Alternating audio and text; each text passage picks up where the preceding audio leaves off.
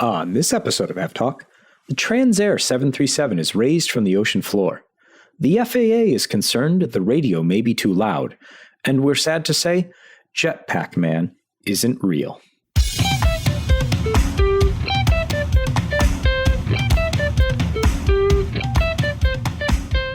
Hello and welcome to episode 136 of AvTalk. I am Ian Petchnick, here as always with Jason Urbinowitz. Hello again, Ian. How are you? Hello, Jason. I'm doing well. It's been a long time since we've talked. In this particular case, it's been less than a week. How was the rest of your journey to Chicago? It was great. Yeah, this past weekend, I went out to Chicago to visit yourself, and we also met up with Jeremy Dwyer Lindgren, who did not get his Blimpie sub from his frequent podcast guest checkbox thing. He got a hot dog, but he didn't get a Blimpie sub. I mean, I'm not starting the is the hot dog a sandwich fight on this particular podcast. No. But he got a hot dog. He did, but it was good. It was a nice weekend in Chicago. I flew United on 738 and a 319, two of the most luxurious aircraft in the skies. I'm kidding. They were both completely normal and fine. The flights were on time. Actually, our flight out, it did that magic thing where it departs 30 minutes late because something was broken, but we ended up getting in early anyway. Schedule padding is a heck of a drug. But then we did land in Milwaukee. You did. You got the tour. If anyone has flown into Chicago, tell me about that. Years. Which runway is that? Because it seems to be the one I always end up on. Yeah, so you landed on 9 left. So it's either 9 left or 27 right, depending on which direction you're facing. You got the 9 left treatment, which is actually slightly worse than if you're landing from the east, because at least if you're landing from the east, the high speed brings you onto the taxiway that will eventually bring you to the terminal. Whereas if you land 9 left, you make the right off the high speed, and then you have to backtrack as well to eventually make it to the terminal. So I still haven't decided whether 10 right, which is the far south runway, or 9 left, which is the far north runway, are worse, but they're both located in different states from the actual terminal complex. Yeah, this was Saturday morning, so there wasn't that much congestion, but it did take almost 15 minutes to get from runway to gate, which all things considered not too bad, but try that on a Friday evening and that could easily become half an hour. Yeah, at least. And that's if everything goes according to plan. And then if you have to go around the terminal complex to get to your gate, then you've added a whole another amount of time. And then at that point, you're wondering to yourself, should I have just flown to Milwaukee and taken the train back? But, always an option. It is always an option, and a good one at that, depending on where you're trying to go and what you're trying to do. But I'm glad that we were able to get together, and I'm glad you enjoyed yourself, and I'm glad that you made it back safely. And here we are on Wednesday, the 3rd of November. We've got a good show this week. We're not opening any flight deck windows at 20,000 feet this week, unfortunately, though that is now on my, hey, I wonder if they'll let me do it list, which includes all sorts of things that they'll never let me do. But that seems like a good one. If you didn't listen to last week's episode, Jason and I had a lot of fun talking with Malcolm Ridley, who's the chief test pilot for Airbus. So we'll talk more later in the show about what some of his team got up to in the intervening couple of days since we spoke with him. But we begin this week's show with an update on what happened a few months ago, which was the Transair Flight 810 737-200 freighter that made an attempted return to Honolulu, did not make it back. The crew ditched it in the water. They both made it out okay. The aircraft then sank to the bottom of the bay about 2 miles south of Honolulu.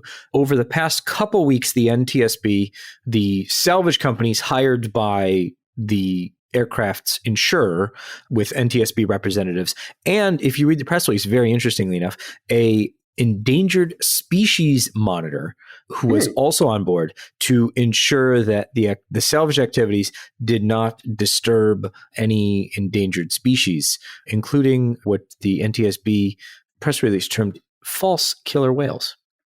Oh, so I guess this 737-200 will not become an artificial reef anytime soon. No, I mean, not unless they drop it back down. But they recovered the engines and the forward fuselage and the rear fuselage, including the wings from the bottom of the bay, and transported those back to Honolulu to start. They recovered the flight data recorders. Those are on their way to Washington, D.C., the NTSB lab. I assume Sean Payne will probably have a hand in that. We spoke with him in April of this year about what happens when the recorders get to the NTSB lab. We'll put a link to that episode in the show notes so you can refresh your memory on what they're about to do there. The engines will be crated and shipped from Hawaii back to the NTSB. Report just says, or press release just said the mainland. I assume wherever Pratt & Whitney wants to break them down under NTSB supervision is where they'll be broken down and investigated. And then the fuselage sections will remain in Hawaii. So who knows? Maybe they could end up being an artificial reef one day, or that'd be cool. Or just scrapped. Yeah, so some interesting information out by the NTSB that the aircraft actually came to rest on an ocean shelf at a depth ranging between 350 and 450 feet, which is quite deep. And that I was actually wondering how this worked, because rescuing or removing the fuselage from deep water like this is a time-consuming, expensive endeavor. And they did mention that Transair's insurance provider actually contracted with the companies to recover the wreckage and also the cargo. So it wasn't the NTSB or the federal government fronting the bill to recover this aircraft, but actually the airline's insurance company. And I'd be very interested to see what cargo is on this aircraft and in what state it is actually in now. According to the report, they recovered 65,000 pounds of cargo. So I don't know what it was, but something. 65,000 pounds of something, or 60,500 pounds of something. Or 60,000 pounds, sorry, of something. So it'll be interesting to see. We'll probably never know. But if we do know, that would be interesting to find out. Pineapples. Yes, that's transporting pineapples from island to island. It is. Busy business. But it'll be interesting to see what the flight data and the cockpit voice recorders tell us, and also what analysis of the engines tells us after they issue the final report. This was the flight that experienced what the pilots termed an engine failure, and then at some point the second engine either failed, or they thought it failed, or they felt that they couldn't make it back, and so they ditched on the water. And it was dark, and they made it out, which is still, I mean, I think the biggest story here is that both pilots survived and were relatively okay. So now it's good that they've recovered the recorders, and we'll get to learn a little bit more about what happened. I guess we stick with aircraft that are in pieces and talk about some larger aircraft. More intentionally in pieces. Yes, more intentionally in pieces. So the first one is Singapore, I should say former Singapore airline A380, MSN 21, which is now, it's not in great shape. We'll put a link to in the show notes what it looked like a few weeks ago, but it has definitely seen better days. You can see where they cut out the side panels, hopefully to make, some souvenirs and things like that. But other than that, the claws and jaws and all those hydraulic pieces of equipment have really done a number on it. And then Emirates is doing something a bit more methodical with their first A380 teardown, and they'll be upcycling large portions of the aircraft into things that you can buy. So think, seat covers being turned into bags, and I assume there'll be fuselage pieces to purchase, and maybe some windows that you can put in your house and things like that. I know a lot of people are really interested in that. So stay tuned for details on how you can purchase a former Emirates A380 as they await the delivery of their final A380. Yeah, very strange timing that here we are at the end of the days for some of the earliest A380s out there, while they're still taking deliveries of new A380s, which also happen to be the last ever A380s. It's a really weird situation. I mean, just the entire history of the A380 from start to finish is just mind-bogglingly bizarre because, like we've talked about before on the podcast, it was an airplane behind its time, an airplane ahead of its time, an airplane that got kind of pushed and pulled based on, what it wanted to be versus what it ended up being. So I feel bad for the A380 in general. It needed to be, like you mentioned, developed 20 years later than it was, or 20 years earlier. But this is nothing new. We've talked about this before. Yeah. It's just wrong place, wrong time. But now you can buy pieces of it. That's great. So maybe there you go. At some point. We don't know what those pieces will be. They'll be nice pieces. They'll have lots of gold and wood trim. I would like to buy the shower. Do you think they would just, one assumes that you could get the shower somehow? I don't know. I mean, it's commonplace that airlines, when they dismantle an aircraft, they'll sell pieces of the fuselage or window framing or like the nose gear door or something. But beyond the seats, you really don't see much being sold from the interior of the aircraft. I mean, there probably isn't much of a secondhand market for A380 compatible first class showers, is there? No, especially when you are the only market. You probably already have. You are the market. You probably already have all of the spare parts that you need. So yeah, I think if you wrote them an email, you could probably, make them an offer. Well, if you're speccing out a new home and you need a tiny shower that limits your water to 5 minutes. Yeah, I've heard crazier ideas. Not by much, but we talked about a couple episodes ago with the guy who put the L1011 fuselage as a movie theater in his house. This is a little different. Different. I mean, is it? Yes. It's just more plumbing. That's all. That's also true. Someone will do it. There's always someone out there who is dedicated enough to their craft that something like this will happen. The FAA has warned airlines that the radio altimeters within the airlines could be interfered with by the new 5G C-band spectrum that is being released for use. So we sent Jason out with his phone. No, we didn't do any of that. The radio altimeter on an aircraft tells an aircraft how high or its altitude above the actual ground. It used, takeoff, climb, approach, and landing. The aircraft senses how high it is above the actual ground and uses that altitude versus the pressure altitude that it's using and the altitude that's being reported as part of the ADS-B data, which is not the altitude above ground. So some differences there when aircraft are flying, and you see it on Flight Radar 24, and it jumps. This is like when we talk about a plane taking off from a hot and high airport or just a high airport, like say Denver, where the plane goes from 0 to 5,500 feet as soon as it leaves the runway. It's because the ground switch says, well, I'm on the ground, so of course my altitude is 0, but then it switches to the calibrated altitude, which is based on the barometric altitude, which is then based on pressure, which says, hey, I'm at 5,000 feet above mean sea level. While true, that's not how high it is above the ground. The radio altimeter tells the aircraft how high it is above the ground, and this new 5G C-band spectrum could mess with that. They haven't seen that yet. As far as the FAA is not saying it is, it's saying just be aware and report back to us if you see anything.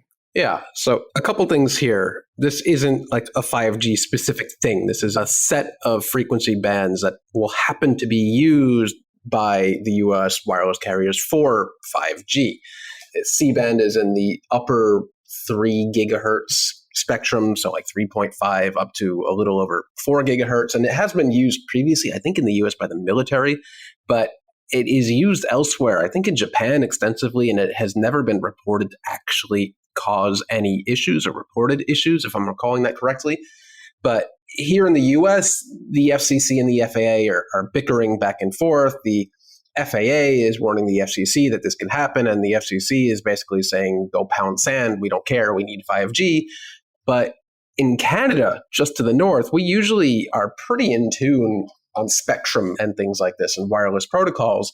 They've actually gone quite a bit farther with this and actually restricted the deployment of these 5G antennas on the ground in areas where aircraft would be approaching runways. So like basically imagine the runway safety area for any particular runway and expand that out a mile or two, which may not be a big deal out in somewhere where, Denver, where the airport is way outside the metropolitan area. But if you were to do that in somewhere like New York at LaGuardia or JFK, that would limit the ability to actually deploy the 5G network in a large portion of New York City, which would not be great.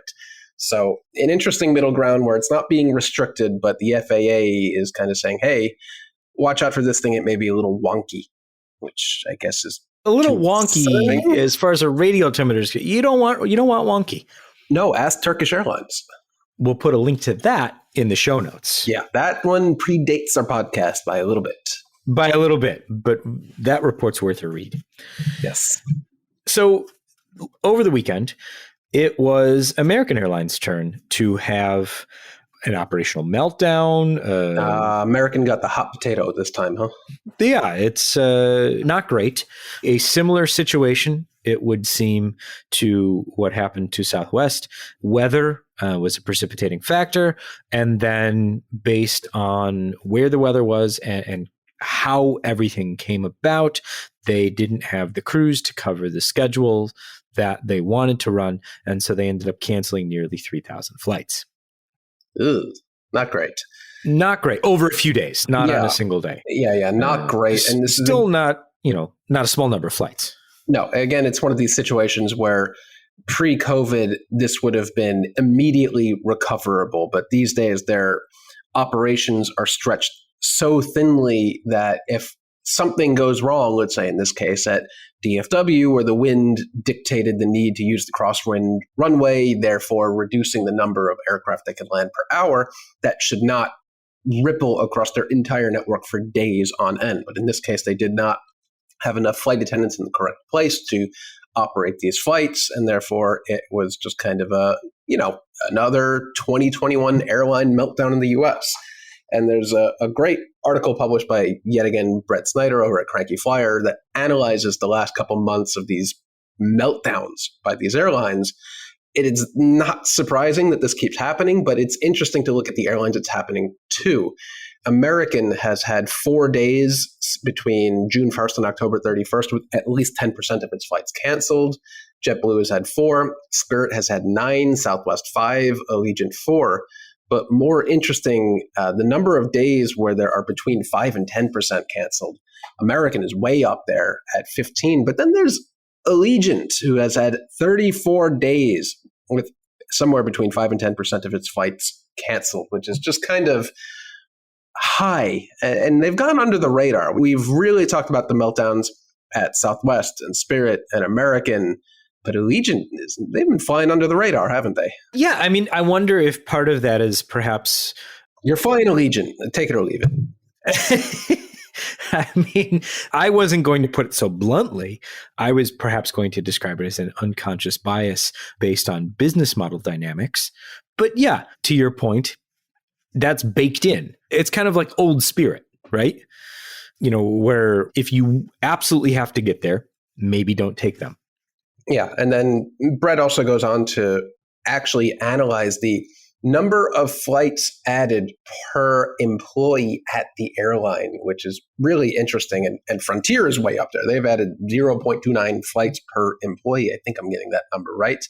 United is way down there at 0.15 because remember, they really went out early to renegotiate with their pilots and sign a new contract, and they didn't really furlough anyone, which was great. But if you're flying Southwest, Frontier, Allegiant, Spirit, or JetBlue, they are really asking, and American, they are asking way more of their existing employees to operate more flights per day without much slack. So we keep seeing this over and over and over with American, Southwest, Spirit, that if there's the slightest disruption, they just do not have the operational slack to recover. And Cranky goes a step further, and I never thought I'd hear this, but he demands regulation again, that IROPS, irregular operations, keep happening. And at this point, that the American airlines, not American airline, but the airlines in America, proven themselves incapable of dealing with irregular operations, and they keep putting themselves in this mess, even though they took many billions of dollars during COVID to prevent this exact scenario from happening. So let me ask you this, good sir. Do you think that an EU 261 style compensation scheme would change this? In the immediate term, no, because they're all doing what they need to do to ramp up hiring. But we never should have gotten into this place where the federal government was literally handing over an unlimited supply of money to airlines to keep their employees employed, so that when flying became safe and fine-ish again, that we could just immediately ramp up and go back to normal. And all these airlines really let so many people go under early retirement and buyout packages that it was all for naught. Do I think an EU 261 scheme in the US would be beneficial? Absolutely, because we've found out the hard way that airlines keep melting down and they really don't go out of their way to get you to where you need to go outside of booking you on the next available flight 4 days from now, which isn't super helpful. And there's no real financial incentive for them to get you to where you need to go quicker, unlike in the EU, where the financial penalties are quite steep if there's any sort of within their control issue. But in this case, I just feel like the airlines would game the system and say all of this is due to weather, just like Southwest did. It was due to weather and air traffic control, which of course is nonsense and BS, but they're just going to game the system. I would like that rule here in the US, but I just don't see that happening. To elaborate a little bit, in case anyone listening is going, what are these guys talking about? The EU 261 compensation is the rule under which airlines are financially responsible for getting you to where you need to be when they said they would do so. And based on certain hour period cutoffs, like I think it's 4 hours, 8 hours, based on how late you're there, or if you don't get there and it was within their control, you are owed money. Not the case in the US, obviously. They have to get you where you're going eventually. Yeah. And Cranky makes a good point that back after the JetBlue St. Valentine's Day massacre, where airline passengers were stuck on board aircraft for 8, 9, 10 hours because of just general incompetence at airlines, they had no financial incentive to make sure that passengers were let off the aircraft in a timely manner, to the point where the government intervened and put the tarmac rule in place and said, if you have passengers on an aircraft on the ground for more than 3 hours, we're going to come after you and we're going to fine you an obscene amount of money per passenger. And it worked. Airlines almost never, if they can control it, keep you on the aircraft for more than 3 hours, because there's a financial incentive for them to never do that. And here we are at this point where airlines keep melting down, and Brett Snyder's calling for regulation of kind of the same thing we have for the tarmac rule, but for airline irregular operation self-inflicted meltdowns. Never thought we'd be talking about that, but here we are. You know what else I never thought we'd be talking about? Azul wanting to buy LATAM. And yet here we are. Yeah. So this was I don't want to call it bizarre because it makes sense. I just did not see it coming right now. I mean, it makes sense, but it doesn't take the surprise away at this point, because Azul is not a large airline. They're a South American, I'm not going to call them a regional airline, but a South American small-ish airline that dabbled in international long-haul flights with, I wouldn't even call it moderate success. They never really expanded beyond their initial set of routes. But Azul buying not just LATAM Brazil, remember, Azul is based in Brazil, but all of LATAM, which means it wouldn't just be LAN, but TAM. And it feels like that merger isn't all that far back in the history books, right? No, I mean, if I recall correctly, there are still aircraft painted in the preceding airline livery. I don't think all the aircraft have been painted into the new LATAM livery. No, I don't even think it's close. I think we still see wide-body aircraft here at JFK, that the 76s that are still in TAM livery. Yeah, so I mean, it's not all that far back. And LATAM's still just getting its footing back, kind of not even post-pandemic, late-stage pandemic. So yeah, it's fascinating to me that they want to do this. And it's not like it was not at all a merger. This would be a takeover. A hostile takeover, as Ned Russell puts it. This report, we should mention, came out from Airline Weekly from Skift. Our friend Ned Russell wrote up this article after an interview with the CEO of, I believe it was Azul. But this really is complex because remember, LATAM isn't just one airline. It's really kind of like a virtual parent airline for multiple airlines within South America. So there are lots of kind of subsidiaries in different parts of the group. And for the most part, LATAM Brazil and LATAM Chile still operate somewhat independently, I believe. So this would be really, really interesting and complex if all of this just kind of morphed into the South American airline, more so than it already is. But also there isn't actually much overlap between Azul and LATAM right now, which is, I found super interesting.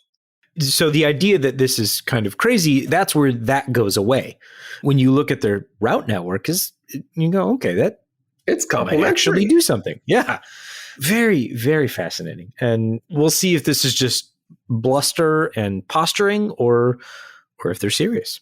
Yeah, it would end up being at least a 464 aircraft airline, ranging, as Ned says, from ATR turboprops all the way up to 787s. So that would be one hell of a mega airline. Would that be one of the world's largest airlines at that point? 429 aircraft? I mean, it's a good size. Sorry. Yeah, no, it's a good size. I would say it's in the probably second tier, I guess, once you kind of scrub away all the U.S. mega airlines. Yeah. And at that point, if this were to happen, an Azul-LATAM merger would be truly too big to fail. So that would really cement it as the South American airline. Yeah. That's a whole other story, I guess. Poor little Gol. They'd be up for so much competition. Oh, poor Gol. Let's check in on AHA. What are they up to? Besides only having they're still missing ha. Oh, right. They started service, and they're not quite sure when they're going to do the rest of their name. They got the A part, but they don't have the H, the second A part. This comes out of an interesting article from Jeremy, who we already talked about once on this podcast today. But in an interview... Now we're really going to have to buy him a sandwich. We're going to have to buy him a damn sandwich. We'll come to Brooklyn. We'll go to Blimpie again. But... yeah, the interview with the CEO of, I guess, ExpressJet AHA was interesting in that they don't sell on online travel agencies. They don't have the hotel part. They don't have the adventure part. So they just have the A, the air. And when asked when that's going to happen, their CEO kind of said, no, maybe next week. Maybe in 1,000 weeks, we don't know. And again, this interview was published on Runway Girl Network by Jeremy. Go take a look at that. But I have never really read an article with the CEO who was so nonchalant and so uninterested in the details, or so unsure of the details, I should say.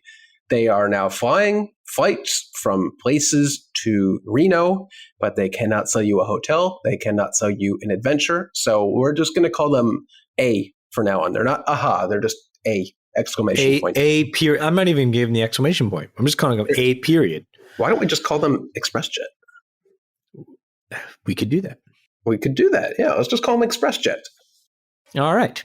Other new airline news, Avelo launched their much ballyhooed New Haven to Orlando flight today. What was that? Ballyhooed? Ballyhooed. Look it up. It's a 25-cent word. So that happened. And then, as we are contractually obligated to do, we must mention at least one airline that can never die per episode. ITA, or ITA, has joined SkyTeam. Jason, wow. I know that you share my shock and surprise that they have joined SkyTeam. I am shocked and surprised that they went with the alliance that was already integrated in all of their systems and ready to go from day one. It's shocking news, right? Shocking. I am shocked. Let's talk about some flying things. We've got the whole podcast has been about flying things. No, like actual flying things. Like right now. ITA is flying. Okay. If you say so. Airbus and a bunch of other French partners. Let's see. We've got Dassault, we've got Onera, we've got the French Ministry of Transport, and of course, Safran have all teamed up, and they ran the first Airbus A319 Neo on 100% sustainable aviation fuel, a single engine on the A319 Neo test aircraft. That's registration at DAVWA for those that want to track that out. That flew at the end of October, and that is the beginning of the sustainable aviation fuel. This fuel is being made by Total Energies from hydroprocessed esters and fatty acids, and that's basically used cooking oil. So French fries into jet fuel, as far as that is concerned. Which is not a new concept, seeing as that biofuel for vehicles has existed for decades at this point. Never really took off, pardon the pun, but if they're gonna pivot it to jet fuel, that's nice, I guess. Yeah, I mean, the idea for these tests is that you're making sure it's one of those things that we know it's going to work, but because it's aviation, we have to test it, on the ground, in the air, over and over and over again to make sure that we can certify these things and that everything is going to work right 100% of the time. So that was one to follow. We get to see an A319 Neo actually do a thing. Sorry. That's okay. I think China Southern actually took delivery of one quite recently. Oh, good. Yeah. At least somebody's got one. Believe it or not, they do exist. They are not a popular aircraft by any means, but they do exist. They're out there somewhere.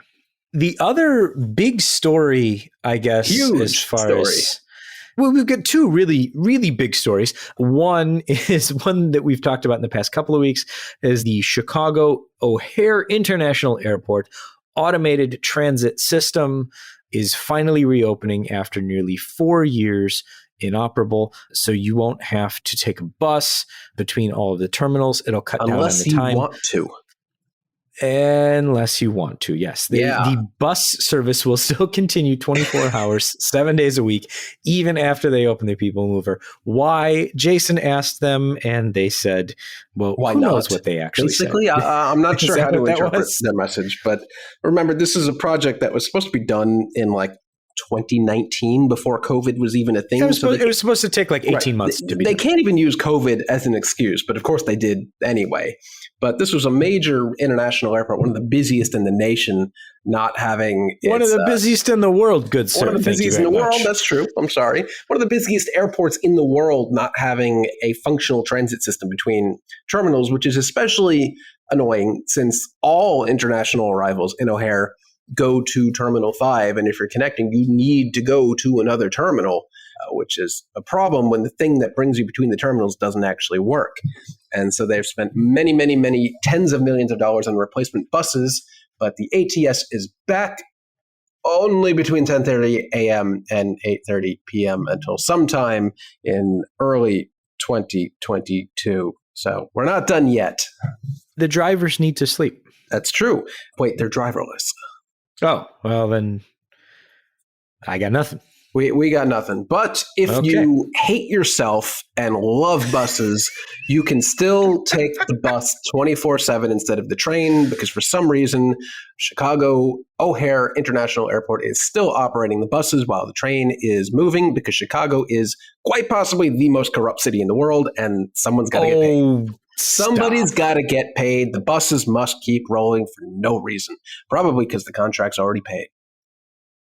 I just want to point out that we made sure that you got a hot dog, good sir, and a beef this weekend, and that doesn't take away from the corruption. I don't know. Anyway, I got to see the train 2 days before it started operating, so there's that.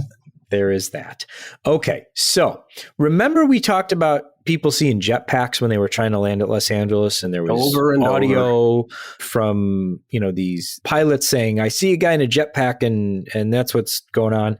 It now turns out that it was probably a life-sized balloon in the shape of Jack Skellington, the lead character in the Tim Burton movie, A Nightmare Before Christmas. Huh. Yeah. Huh. I mean, it's not that surprising that pilots seeing this thing would assume it's Jetpack Man or whatever, because since you're going quite fast and the thing's probably going in opposite direction or something and it's really far away. But always take these reports with a grain of sand. I mean, how many times have pilots reported a drone and it turns out to be a bird or nothing at all? But in this case, it was a life-size balloon man thing. Yep. So close. So this all came Who's about launching this thing? Now that's a good question. They received images of this thing, and then a Los Angeles Police Department helicopter last year got video of this particular thing. And so now they're, I guess, closing the book on these sightings and going with the Jack Skellington balloon. So if there is in fact a Jetpack Man, I guess he's off the hook. Yeah, I am disappointed but not surprised that Jetpack Man is not real.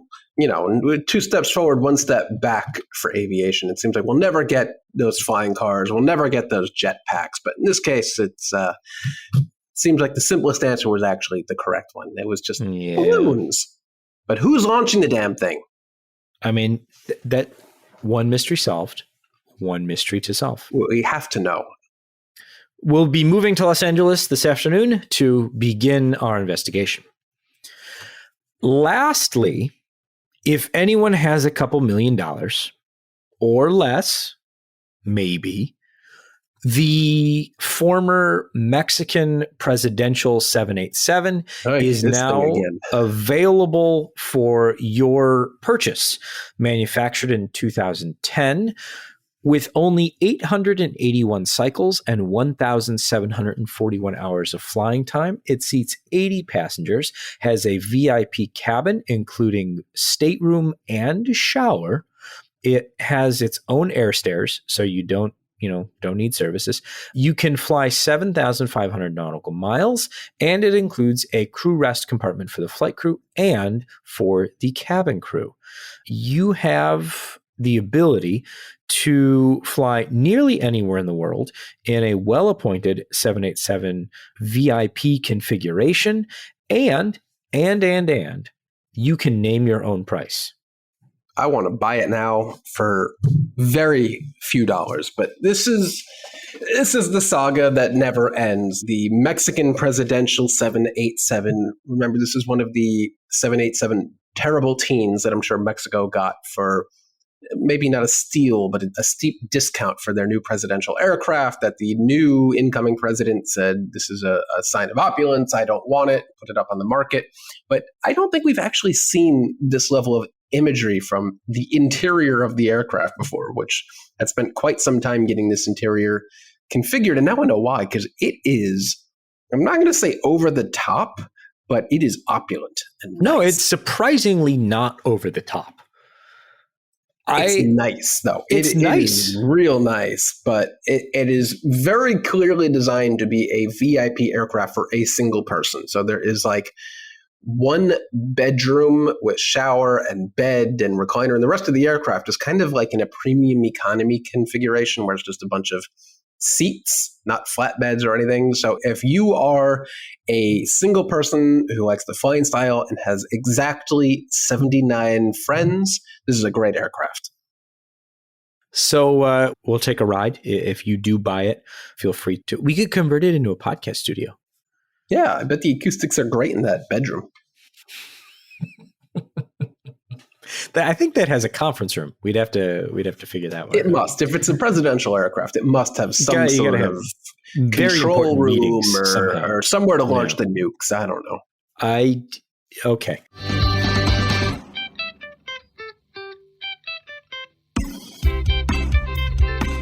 Well, we discussed Jason's understanding of history and global armament, which is not the purview of this podcast.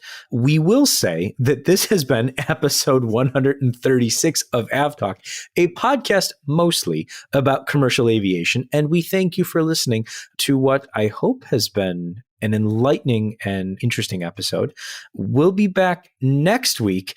Next week, the U.S. is opening on Monday. We will be recording Wednesday of next week with some folks who have been charting the return to, I guess what we'll say some semblance of normalcy, and how that has played out both in the US and around the world, and some of the travel restrictions that are still in place that will remain in place after next week. So that should be an interesting episode next week. But for now, this has been episode 136. I am Ian Petchnick, here as always with Jason Rabinowitz. Thanks for listening.